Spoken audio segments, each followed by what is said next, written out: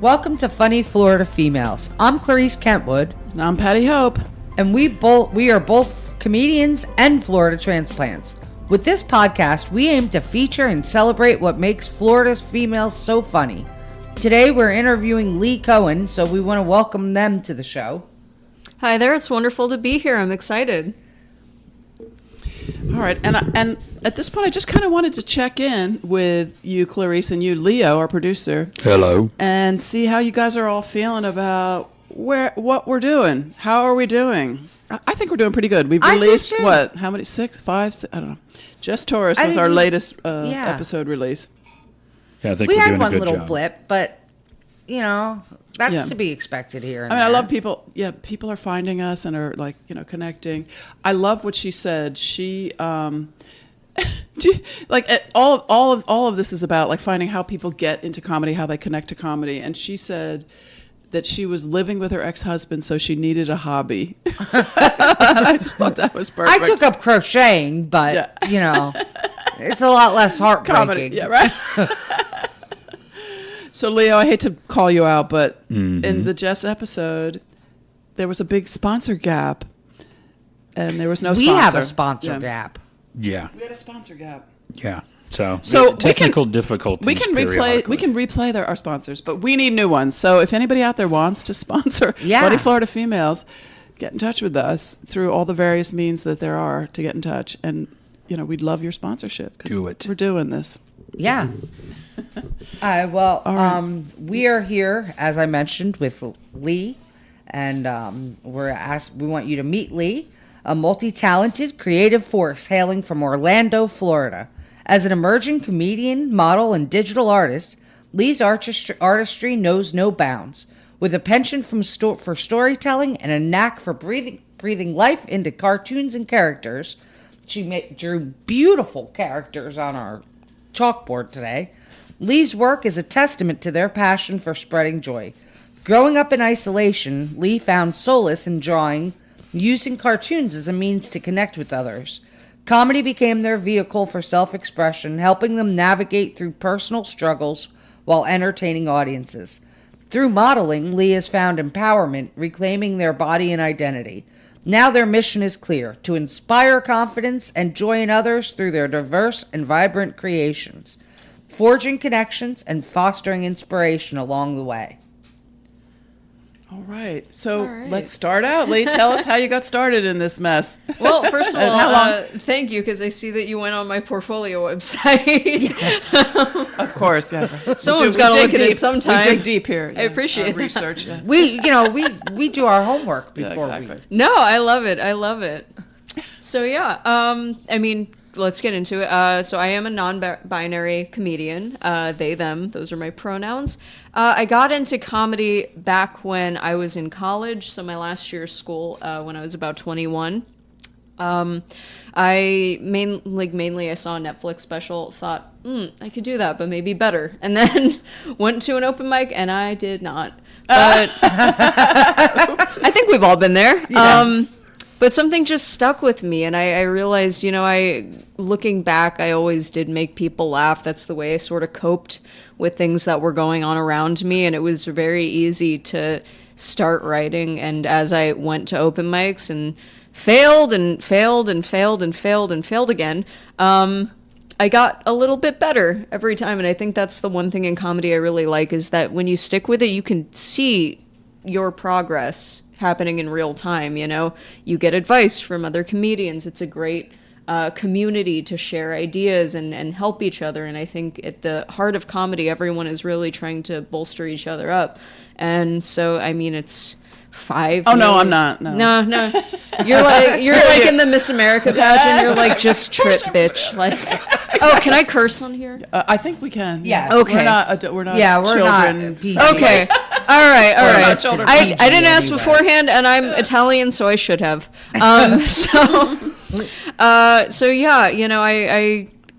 It's like 5 years later, and I'm still in it. So, something's got to be going sort of right. That's awesome. So who were some of your influences and role models in comedy? I love Jen Kirkman.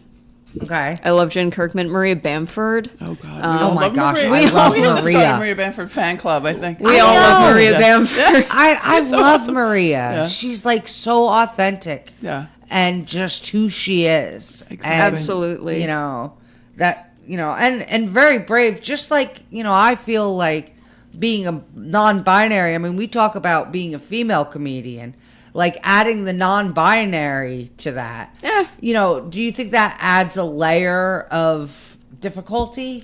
I have sort of found a way. So the biggest thing in Florida, right, is that people who don't know what non-binary is, you know, typically they just think it's a weird dietary restriction or something, you know? And that's kind of, and that was one of my jokes. And it's kind of what I get to do, you know? Yeah. It's like a lot of people still don't understand what it means to be non-binary, which if you're listening and you're not sure, it means that you're not of the binary gender spectrum, right? You don't identify as either male or female. You're just somewhere on that sliding scale, which is fine.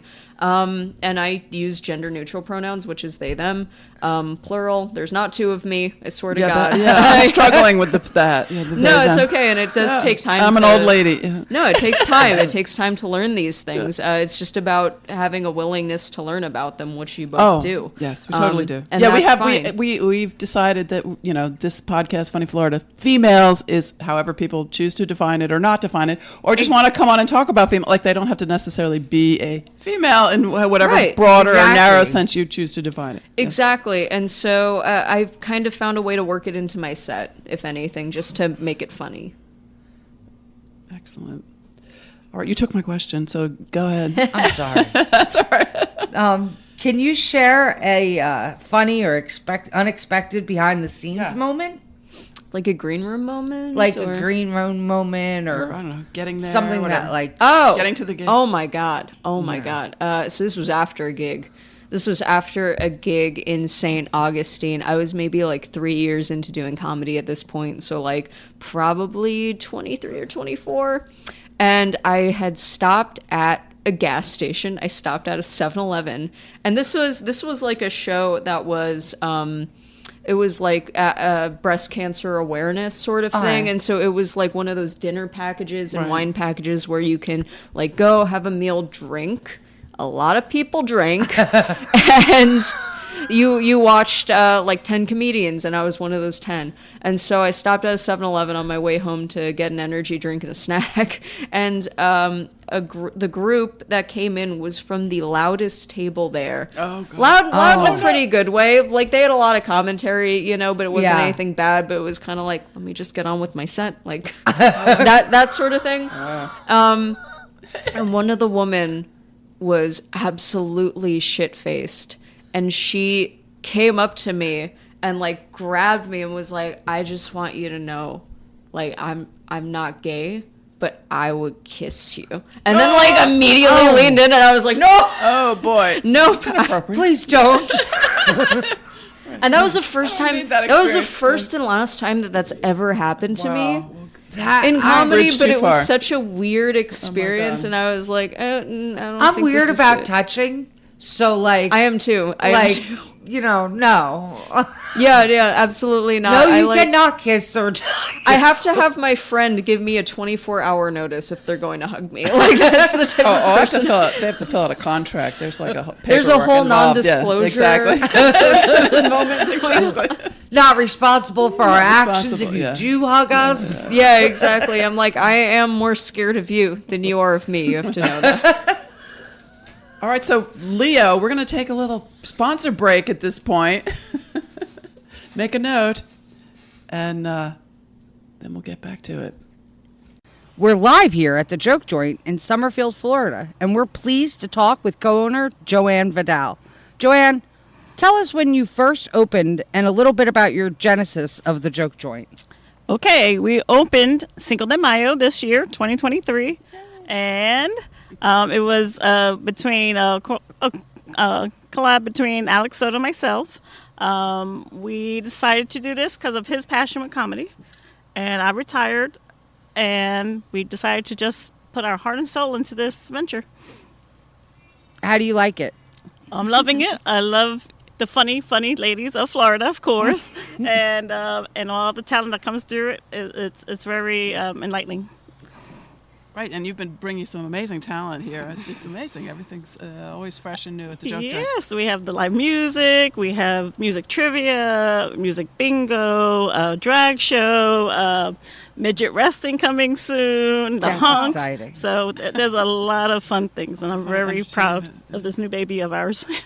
So what was your background before? What did you retire from? The post office. Oh, wow. Yeah, 24 years at the post office. So I'm a hard worker to begin with, so I'd rather work hard for myself versus... And you do work hard. You're hustling in there. Yes, girl. yes, You're I'm making the place everywhere. go. Yeah, so I'm having a blast. It is a lot of work, but yet a lot of fun. Well, we're really thankful that you came out to speak to us today. We're going to take a little break, and then we'll be right back with the main event. Awesome. Thank you, ladies. Thank you. Thank you. All right. All right, so we're here with Lee Cohen. Hello. Again. Oh, sorry. What are some of your goals for the future as a comedian? I have a lot of them. I think every comedian wants to tour, maybe do a Netflix special. I think that's become the big thing nowadays. Looking more forward, my dream has always been to produce a cartoon series. Oh, cool. Yeah, and I would love to translate my comedy into that. I was a kid who grew up on cartoons. I didn't really have a lot of friends, and so I watched cartoons and I learned how to draw, and that was something that was a huge part of my upbringing and what shaped me as a person. I think cartoons shaped a lot of my comedy, so I would love to be able to do that for someone else in some capacity. Like maybe a cartoon about stand-up. Like Maybe. there you go. I've always thought that like a funny cartoon idea would be to have like a stand-up show where everybody's a cartoon. Maybe. Like I don't know, I don't know how that would work. I think that was also kind of BoJack Horseman. duh. That's why she's into the cartoons. She like knows them all. I do, on that honestly. one. It's encyclopedic knowledge at this point. It's very scary. That's awesome. So are there specific aspects of the Florida scene? Where are you from originally, Lee? I was born in New York. Okay. When I was 6, my parents moved us down to Miami. Okay. And I grew up there. Okay. So then you're in the Orlando area. Like, Yep. how do you feel? Like, you go around, you're doing like multiple, not just like right in Orlando, right? You go to the I go all different over coasts. Florida. Yeah, yeah. So do you feel like there's certain things you find amusing or inspiring? Like, are the audiences different for you? Or I know I go to the villages and I get crickets sometimes. The audience everywhere is going to be different. You know, a show you do in like Louisville, Kentucky is not going to be the same as one you do in Orlando. And so you travel nationally? You go all over? I did a while back, yeah. Yeah, I haven't done anything like recently, but I think the You're a national touring comedian, yeah. No. I think the most recent I had a show in a different state was like early 2023. I went to California for a bit, and that was really fun, and that was a really good experience. And the audiences out there are very different. I think, you just have to write comedy that's accessible to everyone. And it doesn't matter like where you're from or what your That makes it experience easier, is. doesn't it? You don't have to like tailor it right wherever you go. Exactly. Make Right, it accessible. exactly. Brilliant. What's something that you wish more people understood about being a comedian? Like that you think is misunderstood about us? That you can't go up on stage and be funny right off the cuff. Like, you can't go to an open mic and just expect to do 5 minutes of material, just, something you pulled out of your head, because I think we've all seen those people, and it's horrifying to watch every single time. And you've got to know, like, sitting there watching This is easy. I can get up Yeah, here. exactly. My coworkers say I'm funny, right? Exactly. Yeah. Or my parents said I was funny. Yeah. Well, mine didn't, and I'm better than you. So it's like, it sucks to say, but like you have to be able to go up there and you have to understand the material. You have to be confident in it. You have to work it out beforehand, and that's what open mics are for. Your drinking stories that you share with your coworkers or your buddies or your frat bros, I don't care. They're not going to work on stage. No, because it's not. Those people your friends have all the context around it. That there's no It's way too personal to you. Like give that context on stage. Mm-hmm. That's an awesome answer too. So, do you have any like particular? I mean, you shared your one story with us. Is there anything else like a particular gig or like where like you were heckled or I don't know, something on stage, like how you handled it, anything? Oh, I've definitely been heckled before. I have definitely been heckled before. The one thing that always comes to mind is I was doing a show in St. Augustine, I believe. Or no, it wasn't St. Augustine. It was Apollo Beach, Florida. And my last name is Cohen. I am Jewish. That's not a secret. I don't try to make it a secret. Whatever your persuasion is with that particular culture, that's up to you. But there was one guy in Apollo Beach, Florida, who really was not having it. And just a part of my set, right, is just being like, my last name is Cohen. I am Jewish. That line leads into a joke that is entirely just for the setup, basically. And this one guy was very audibly just like when I said the Jewish part, like, oh, here we go again. Someone is gonna, and I'm like, I don't think you understand enough about Jews. We don't want you in our religion. This is not an attempt to like convert you or anything. This is Yeah. we're good. We Make it very hard to join you. I know, we have enough people. We don't want you. So this I don't know what was up with this guy, but he was just very not having it. He wasn't violent or anything. That was kind of the only thing he did, but it was a moment that I just kind of like looked and I was like, okay, that's a reaction. Wow. I think we should let's go to the Florida woman bit. We do this little bit. Okay. Yeah. We're kind of running, believe it or not, we're running out of goofy stories of Florida because women. most of the stories when we research are violent. Yeah, we don't want to, And we're they're not, too we violent. don't do violent stories. Although this one's slightly violent. So we read these, things that are in the news about crazy things Florida women do. And then we just like have a little comment session. So we have a Broward woman who purposely hit a slow pedestrian in the parking lot. And her quote was, let's see.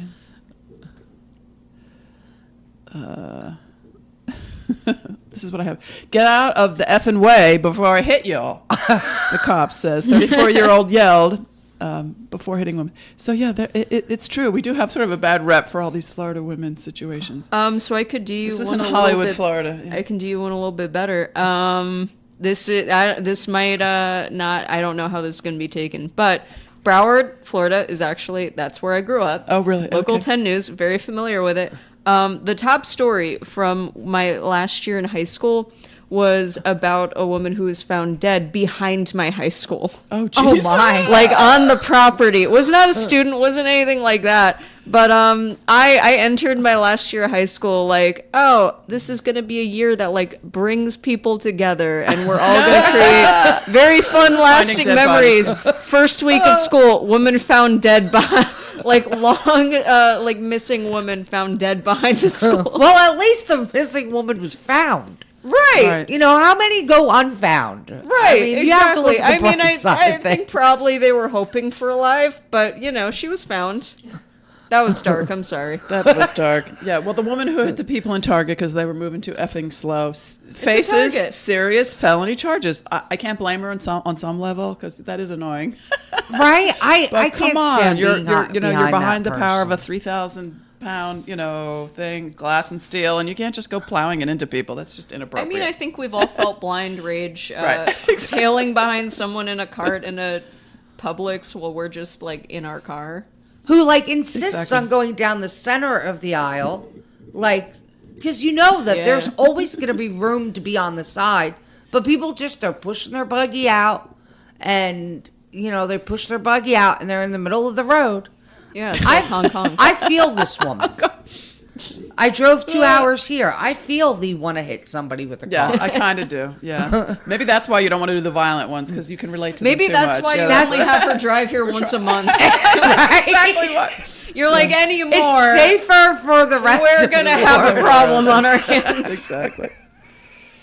All right. So now let's move to like anything rocking. What's coming up for you, Lee? Anything fun? How do you want people to connect with you? Oh, absolutely. I will gladly promote my social media. Yeah. So you can find me on TikTok at Leecohencomedy. And then you can also find me basically on every other platform. Instagram's the big one that matters, at Leecohencomedy_official. I hate Instagram, FYI. I know, but that's where I post all my show That's where dates. everybody That's does, where yeah. I post everything. So Gotta get on board. if you want to see my modeling pictures, if you want to see I art do. as well, you can go to Lee Cohen Creates on Nice. Instagram.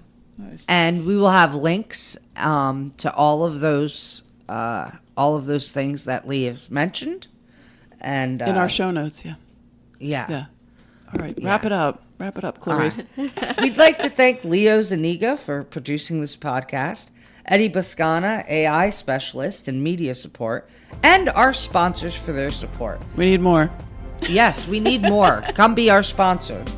And we'd also like to thank you, the listener, for being here. And thank you, Lee, for being here. Thank you. It was Great. wonderful.